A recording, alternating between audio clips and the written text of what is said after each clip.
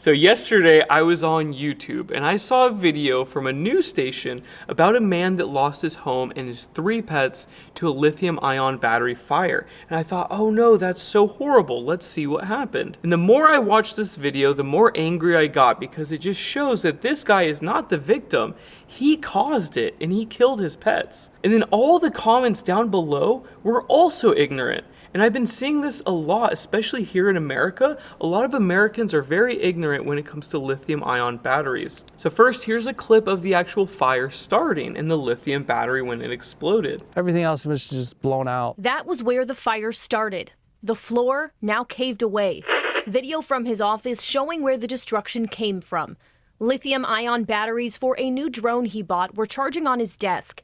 It's not long before you see the battery melt, begin to smoke, and eventually explode. So the battery that caught on fire is a lithium polymer pouch cell.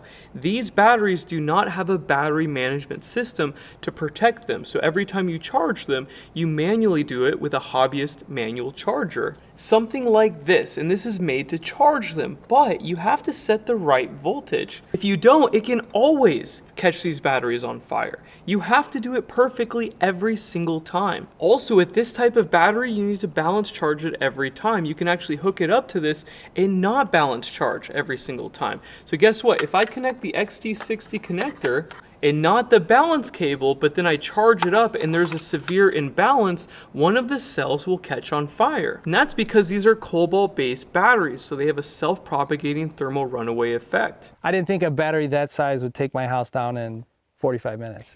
Of course it can. Even if this was like 1/8 the size, it can still create a temperature that can catch your house on fire. Whether it's this big or this big, it is still very dangerous, this type of battery. These batteries are not made for beginners, and you can always catch them on fire very easily. It's like having a can of gasoline and a lighter next to it. It's very dangerous. And when you have a lithium battery in like your shaver, your cell phone, or your laptop, it has a battery management system so it doesn't catch on fire. Something like this. This is a BMS. This controls what goes in and out of the battery so it doesn't hurt the battery. Now, something that made me mad about this video is check out this part. And was that the first time you had tried to charge these batteries? Yeah, yep, first time they were plugged in.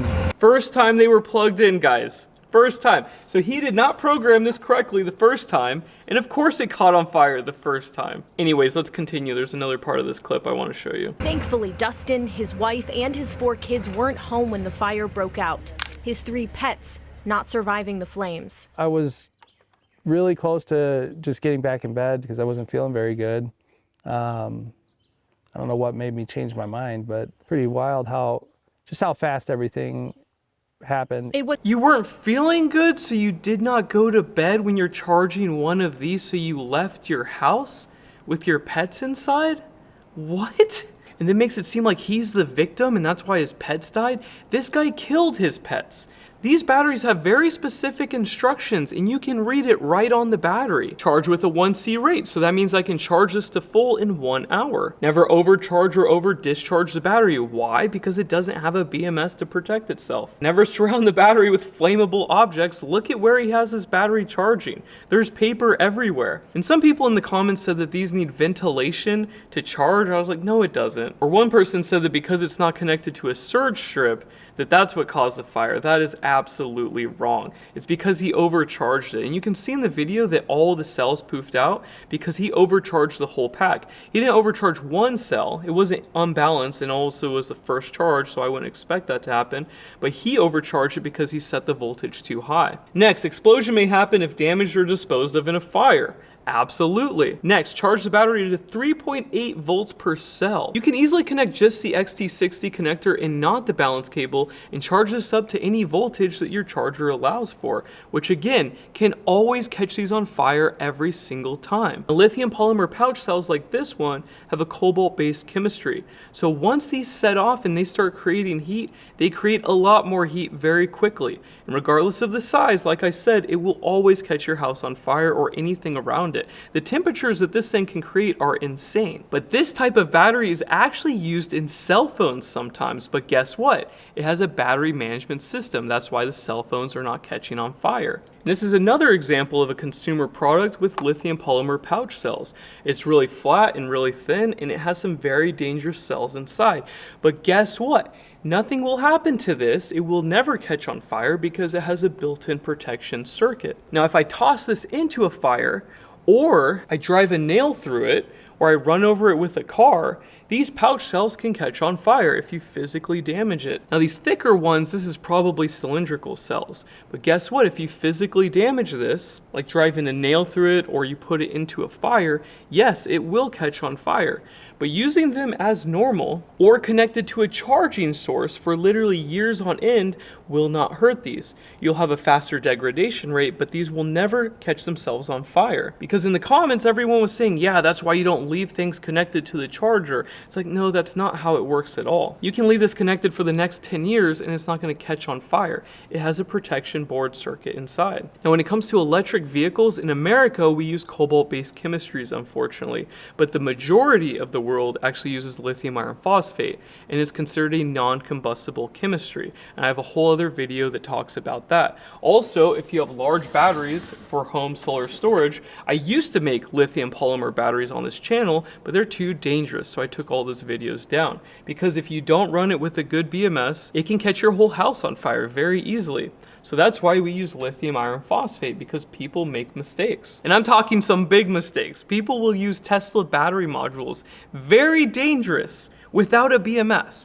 They're fine if you use the BMS that it's made with. But if you don't use it and you have a solar charge controller connected with a higher voltage and that thing fails, you could send higher voltage into the cells and catch them all on fire. And people just do not understand this. They're always surprised or shocked when their house burns down. It's like, yes, that's exactly what's going to happen every single time. That's like having a gallon of gasoline in a lighter and being like, oh my gosh, it caught on fire. Who knew? It's like this guy that left his house with the battery charging. That's like spraying gasoline on your walls and just leaving with the pets inside the house. Everyone's calling him a victim, but he literally caused the problem. And there's warnings all over these batteries, and it shows you in the manual for the charger. And people feel sorry for this guy. Why? He killed his 3 pets and he could have burned down his whole neighborhood. Why do you guys feel bad for this guy? It takes 5 minutes to Google how things work, and people just can't do it with EV fires, with cell phone batteries, all of this. And also the people that criticize EV batteries, why do you have a cell phone? That battery is probably more dangerous than what's in those electric vehicles, and you have it charging next to you on the bedstand at night? Like, where's the logic here? That thing could kill your whole family, right? It's so dangerous.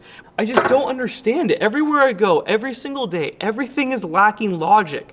We have the internet, you guys. Please look things up. It's so easy to do. And I also commented on the video and I got some good responses, but one guy said, I get that you have a YouTube channel with 1 million subscribers focusing on energy, but how do you know what kind of charger is based on a 720p video?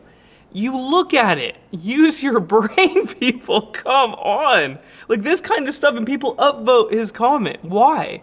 Why? Just look at it with your eyeballs. It doesn't take that much intelligence to figure this stuff out, guys. And why, for a battery that takes 1 hour to charge, would you leave your house because you don't want to go to bed because you're not feeling well? Why would you be trying to go to bed while you're charging this battery? And then you decide to just leave your house with your pets? Imagine if there was kids in that house and not just his pets.